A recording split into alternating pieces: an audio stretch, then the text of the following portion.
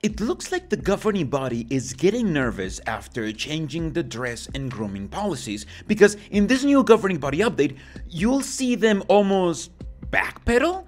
But before that, they obviously take this chance to beg for money. Don't forget to like and subscribe to this channel. Let's dive in. Welcome to our update. In this program, we'll consider Bible principles that guide us when making decisions about dress and grooming. But first, here are a few updates about our relief work following recent disasters. This is the only way Jehovah's Witnesses get gaslit into donating money nowadays, by using natural disasters affecting at least some Jehovah's Witnesses and telling you that you need to donate to help them. Well, now the narrative is donate so the governing body can help them, but you get the point. In reality, the aid from this religion during natural disasters follows a very simple rule. When its kingdom halls damage or any other cult property, the buildings need to be repaired immediately and with any and all materials needed. When it's Jehovah's Witnesses affected, well, the construction crew is already there, so they can see how they can help out, especially if the victims have some sort of home insurance that the cult can invoice. And when it comes to helping literally anyone else who's affected, well, that's more of an if you can help them, go ahead kind of thing, since the governing body will never send aid specifically for them. What matters are the kingdom halls and the other real estate, followed by the followers who spend their life and money in this cult, and it usually ends right there. In Japan, you'll recall that there was a magnitude 7.6 earthquake in January. It damaged over 600 of our brothers' homes and destroyed 8. And 13 kingdom halls were damaged. Since then, the government has worked to repair the local infrastructure. The branch office is working hard to help our brothers to repair and rebuild their homes. Notice the careful wording on this. They're sure to tell you that 600 homes, only from Jehovah's Witnesses of course, were damaged. They're not telling you that they're planning on repairing them, or even that all of them need repairs. All that they tell you is that the government is rebuilding and that the branch office is working hard to help the local Jehovah's Witnesses. Once you see that, you realize just how manipulative this all is. This is how the Jehovah's Witnesses are begging for money from their members, but even a quick fact check would show you that your money will likely not go to these efforts, when Japanese Jehovah's Witnesses are receiving local help from their branch and from their government, not international help from donations from members around the world. Donations go to the religion and the religion alone. But there's one more reason why Jehovah's Witnesses love to talk in almost masturbatory fashion about world disasters: to fearmonger followers into believing that the end is nigh. On April 3rd, Taiwan experienced its strongest earthquake in over 25 years. It triggered tsunami warnings in Japan and the Philippines. We're glad that none of our brothers were killed or severely injured, and none of their homes had major damage. But 20 kingdom halls and the Amis language remote translation office sustained minor damage. The repair work is underway. See, Jeff here mentioned the disaster in Taiwan, which killed 9 people, by the way. But he only focused on the material damage his cult suffered from the event. Why even mention this at this point? Well, despite the hardships caused by these disasters, our brothers and sisters are quick to volunteer to assist with relief work.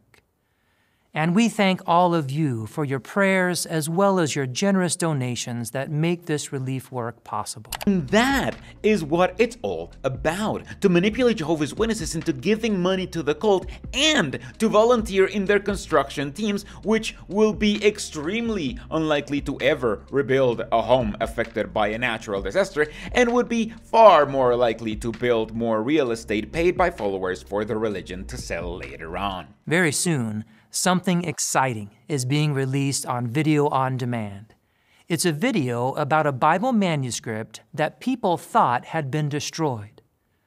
The manuscript is an English translation of the Christian Greek scriptures, where Jehovah's name occurs over 200 times. Let's watch a preview of the video entitled "A Lost Bible Translation rediscovered. Wait, where the name of God appears in the New Testament? The name of God, or the Tetragrammaton, never appears in any Old Testament manuscripts. What are they talking about? Translation in the 18th century was the center of political and theological dispute. This was a time when you could not state what you think too openly. Truth-seeking of the kind that he followed was not something that was welcomed by the authorities. If you believe that the Bible is a collection of sacred writings, you're not going to be very happy if there are some very obvious errors in the translations. Taking it for granted, that was not what we were here to do. We were here to ask questions. This was a translation undertaken by real scholars who knew their Hebrew and Greek. We had always assumed that this translation had been lost at that point. It's absolutely fascinating, and it needs bringing to a wider audience. We're sure you'll enjoy watching the full-length video about this fascinating discovery. Jesus Christ, a trailer for a pretend documentary that tells us nothing about the topic of this documentary. This whole video is just a series of clips being like, yeah, this was hidden, but now we're gonna show you, without telling you any other details. Regardless, we might watch this video on a live stream so I can give you my live reaction as soon as this premieres. So subscribe if that's something you want to watch, and let's move on to the dress and grooming changes already. Recently, we've had updates about dress and grooming. We've talked about beards for brothers, slacks for sisters, and the use of jackets and ties for brothers. We're thankful that Jehovah trusts us in these matters. But some questions come up. First of all, do these adjustments about dress and grooming mean that we are lowering our standards? Not at all. Our worship of Jehovah deserves our deep respect and honor. These adjustments should not dilute the depth of our appreciation for serving Jehovah. More so, it's a recognition that styles change over time, and that what's considered acceptable, dignified dress for certain occasions also changes over time. This is what the rest of this governing body update is going to be about: appearances and the rules surrounding them. Jehovah's Witnesses are probably the cult that pays the most attention to outward appearances, and they've always had a strict dress and grooming code or rules. These rules were somewhat loosened with the previous governing body update, which led a lot of people, witnesses and ex-Jehovah's Witnesses alike, to theorize on whether this was all a part of a plan to normalize their religion. Jeff Winder is coming out to tell all of us, no. This was not about making things more permissive in their religion. It was just a long-needed update. And the fact that Jeff has to come out using made-up questions that nobody asked to backpedal and make sure their religion stays restrictive with new dress and grooming rules instead of allowing Jehovah's Witnesses the freedom to choose what they want to wear almost proves that these idiots definitely aren't all following a careful master plan, much less one made to normalize their religion. Another question that arises with this new direction is, how do we make sure that we still dignify Jehovah and his worship when it comes to beards, slacks, and not wearing ties? As is the case with all dress and grooming, there are a variety of styles. Let's consider 3 principles from God's Word. You know these principles, and you love Jehovah. We know that they are important to you. Jesus Christ, the gaslighting is insane. Jeff will go on to read a couple of verses of the first letter to Timothy, where Paul, famous misogynist, tells women what to wear and what not to wear. Likewise, the women should adorn themselves in appropriate dress, with modesty and soundness of mind, not with styles of hair braiding and gold or pearls or very expensive clothing, but in the way that is proper for women professing devotion to God, namely through good works. And then, despite Paul clearly talking against showing off wealth, Jeff decides this means a completely different thing, which just so happens to be the new dress and grooming rules for this cult. If our clothes are revealing or tight, would that be appropriate, honorable, or proper? Would that be suitable to wear when worshiping Jehovah? I'm sure you would agree that it would not be appropriate. That means that we need to carefully evaluate what we will wear, especially when we are worshiping Jehovah.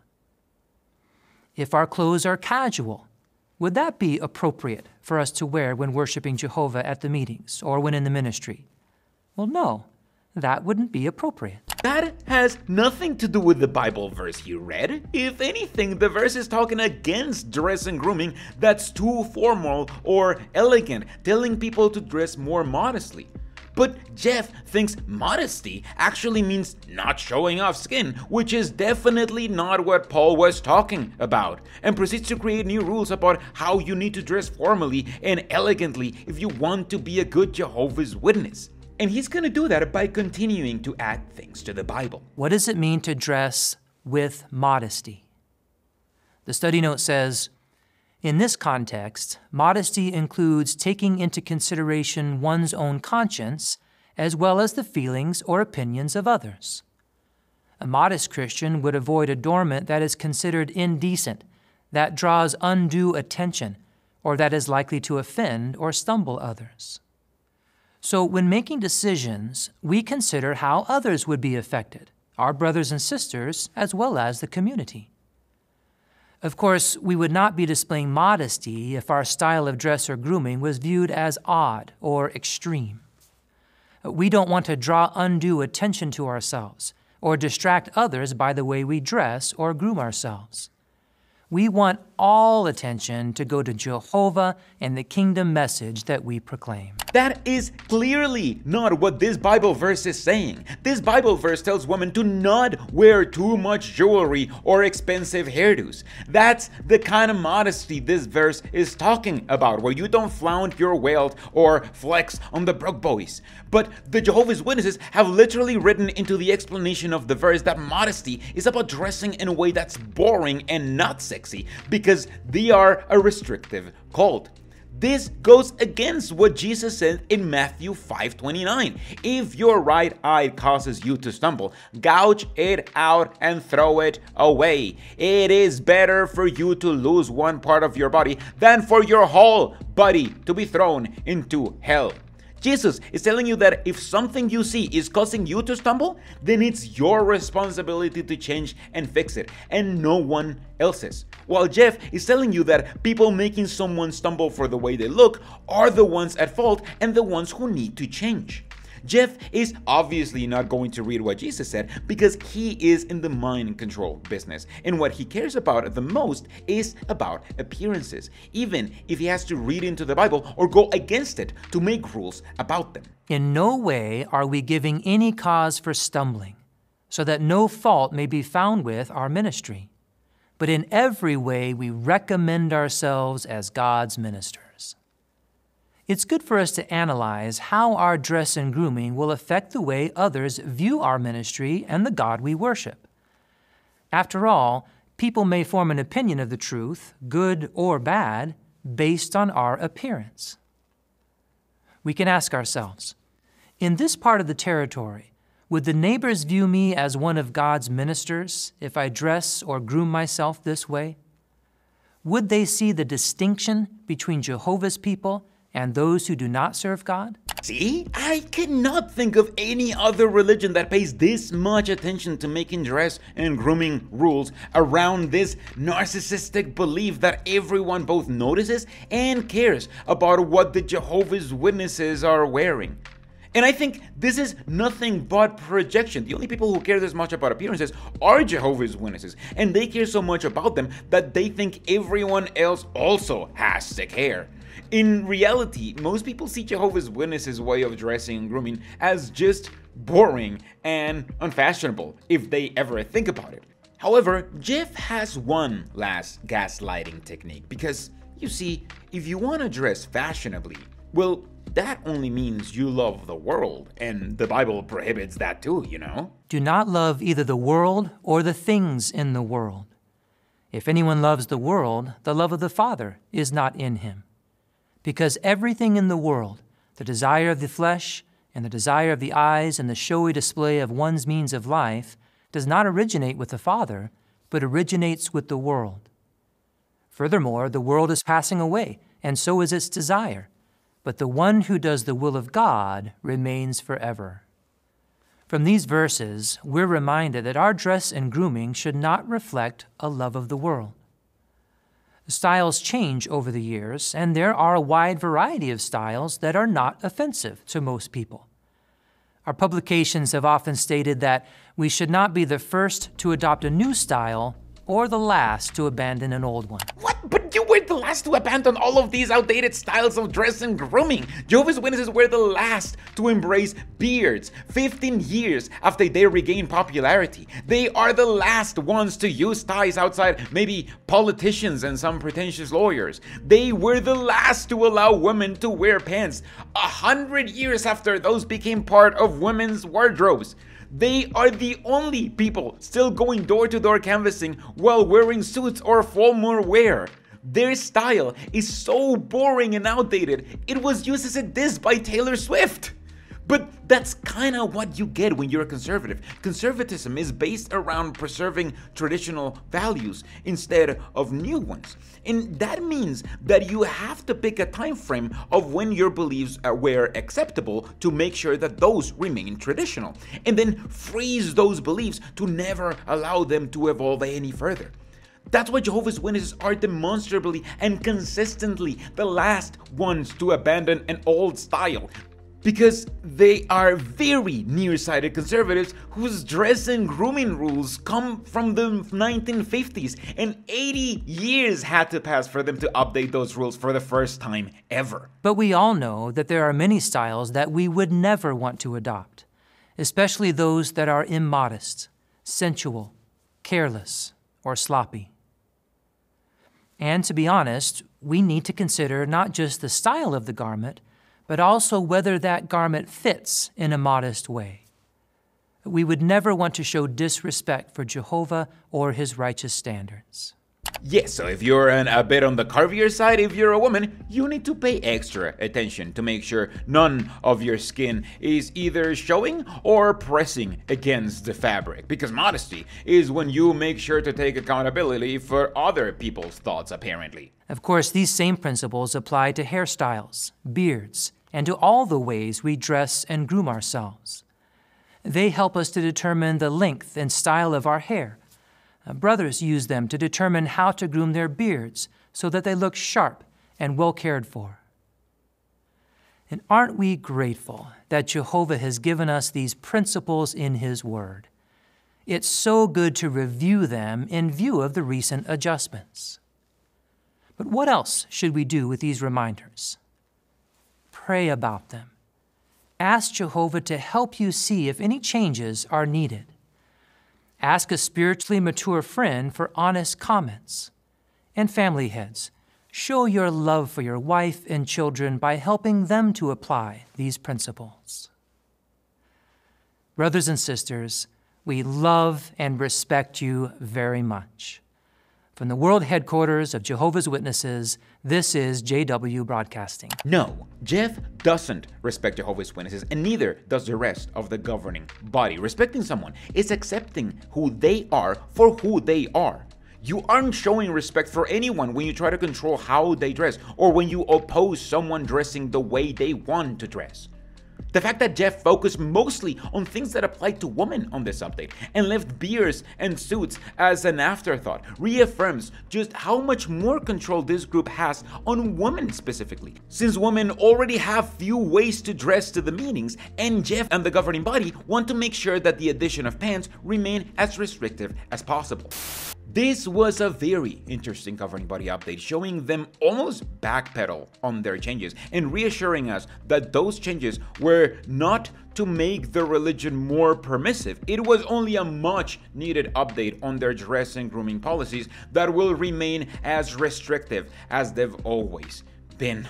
The Jehovah's Witness religion is a cult based around appearances, and the fact that they made a video for followers to spend most of it telling women how to dress shows that this cult is as controlling as it has ever been and has yet to show any signs of de-radicalization. That's why I need to keep making videos exposing them and offering an alternative, rational explanation for all of these changes, instead of the usual gaslighting that the governing body offers. But that's all for now. Please consider supporting this content with a donation like these amazing guys over here to get early access to videos, downloadables, and more. Also, I have apostate t-shirts that I keep forgetting to plug in these videos.